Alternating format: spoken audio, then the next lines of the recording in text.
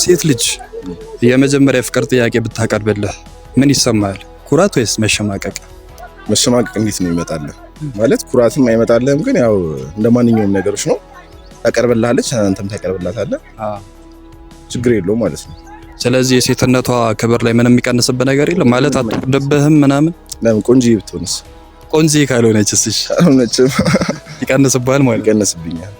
ስለዚህ የፍቅር ጥያቄ ብታቀርብልህ ይደብራል ነገር ማለት ነው።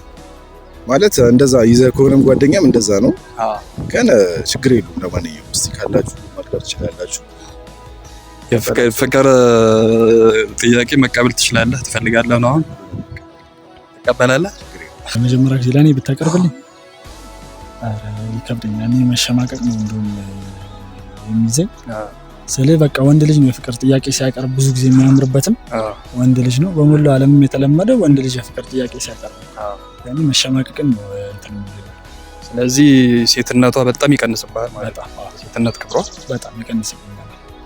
ስለዚህ ሴቶች መጠየቅ እንጂ መጠየቅ የለባቸውም ነው ባጭሩ። ያው ብዬ ማስበው እኔ እንደዛ ነው። እሱ ያው እንደ መልኳ ነው እዛ ጋር ሊወስን የሚችለው። በእርግጥ መልኳን ማለት ሀሳቤ ገብቶሃል። ሴት ልጅ ነው ያልከኝ እንጂ ምን አይነት ሴት የሚለው ጥያቄ ጋር በቃ ጀስት ትወዳለች ምናምን ነገር እና የፍቅር ጥያቄ ብታቀርብልህ ፍቅሯን ወይም ክብሯ ዝቅ ይልብሃል ወይስ እንዴት ነው አንተ የምታየው? እሷ ያፈቀረችው ምን ነው የሚለው ትንሽ ሀሳብ የሚከተኝ እንጂ ሌላው ፍቅርን የመሰለ ነገር መቀበልን እንደኔ እንደዛ ነው ገልጽ። ስለዚህ ኦልሬዲ አንተ በክብርን ዝቅ በማድረግ አታየውም ማለት ነው? አላየውም፣ በጭራሽ አላየውም። ዝቅ ብዬ ነው የሚቀበላት። ደስ ብሎ ማለት ነው? ደስ ብሎ